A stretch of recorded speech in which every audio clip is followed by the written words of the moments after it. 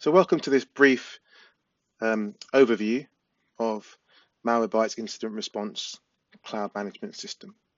So as you log in from your verification email, you'll see a dashboard. As you can see, there's many different bits of information you can get here to do with endpoints that are online, offline, detections that have been detected, tasks that are running in the history, websites that have been blocked, and a whole host of other useful information. Some of them are deep links, meaning that you can click on them. So if there are detections, I could click here, take straight to the detections pane.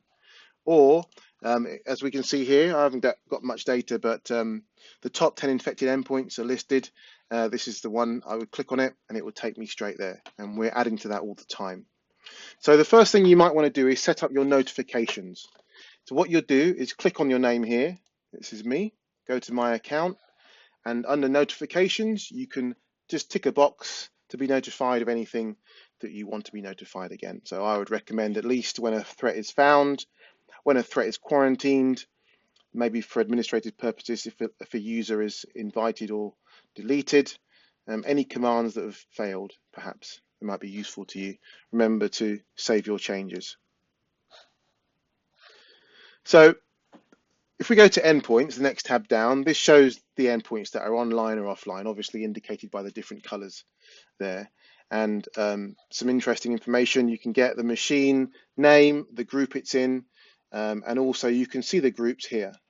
So I've got only one group, a test group, and I'm also able to add the software from here. So if I want to get the installers, I click on add, and that takes me to a window where I can download the installer that I want, whether a 64-bit or 32-bit installer. There's also a utility to install machines from a central location. You download this to a Windows machine and it's fairly straightforward. You log in and you can deploy either using your Active Directory, or you could deploy via an IP address segment or range. Alternatively, if you download the MSI, you can use your third-party installer such as SCCM or Landesk or something like that and deploy that way, whichever works for you. So if I go back to endpoints, let's first look at policies. So if I go to policies, basically the policy is what's defined on the machine that the agent is installed on. If I create a new policy, you can see I'll give it a name. Let's give it a name of IT policy. I'm going to put all my IT machines in here. And you can see the settings. So one of the things I could do is either choose to show the Malwarebytes icon in the system tray, or I can hide it if I want, so unknown to the users. You don't have to worry about resource because it doesn't consume any resources in real time because it's not doing anything until you initiate a scan. But that's up to you to either to hide it or show it. And then that gives you the ability to either allow users to run a scan themselves. So if we go further down to the policy, the asset management is basically where we pull back all the details about the endpoint and what software is installed. And that's for Windows and Mac. So this is set to on. It's going to pull back the events to report on for storage devices and memory objects, startup information, installed software, and any software updates. If I go to the incident response policy itself for Mac and Windows, again, I'll turn the policy on. This means that it's active. And you can, most of these settings are self-explanatory. One thing that Malwarebytes is very famous for is detecting unwanted software or app or programs or applications. So we treat that as malware, but if you want to treat that or as ignore it, then that's your decision as well. But we'll leave it at the defaults. Again, there's some settings to do with the priority of scans. And also, occasionally, when we clean a bit of malware, it may become necessary to restart the machine to clean the memory. What you can do is turn that on and just have your message displayed to the user to suggest there's been some malware found, we're going to reboot your machine. You can give them, as you can see here, the ability to postpone the reboot should you want to do that. So perhaps their lunchtime is in a couple of hours, they don't want to reboot it in an hour, they can just say to postpone it for a later time and to wait an hour or two before rebooting so that no information is lost. Again, most of these settings are self-explanatory. So, and the same for Mac, I'll turn it on as well. And again, similar kind of options are here. So if I OK that, Now you can see I've got another policy. So as well as my test policy, I've got an IT policy. Now, if I go to groups, I can create a new group. If I click add, and I'm going to call this IT machines. And as you can see, I'm going to apply my IT policy I created in step 1 to my IT machines.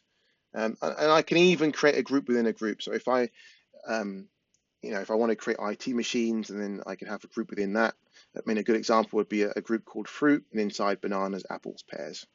Or as you say in your organization, it might be sales, finance, etc., HR.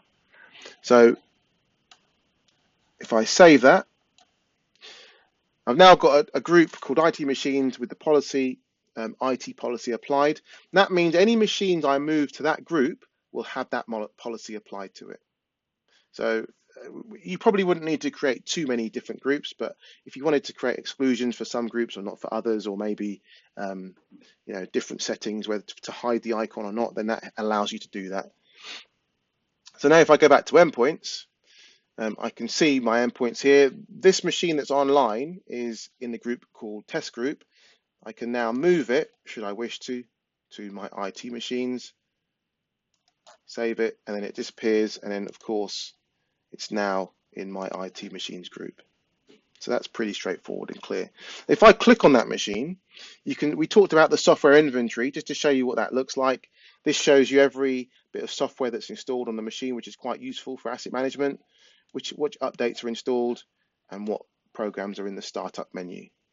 The other settings here I won't go into too much, they're pretty obvious, but if we go to reports, the reports are in a CSV format, the beauty of which it means that you click a report. So say I wanted to get a detection summary of the last 30 days. I'd click generate now. And as soon as that link is ready, as soon as that report's ready, I'd get an email from the system, I'd click it and I would download it and open it in Excel. The beauty of that is that I can sort that data however I want in Excel. I can create pivot tables, graphs, but it's very sortable. And as you can see, there's a variety of reports ready.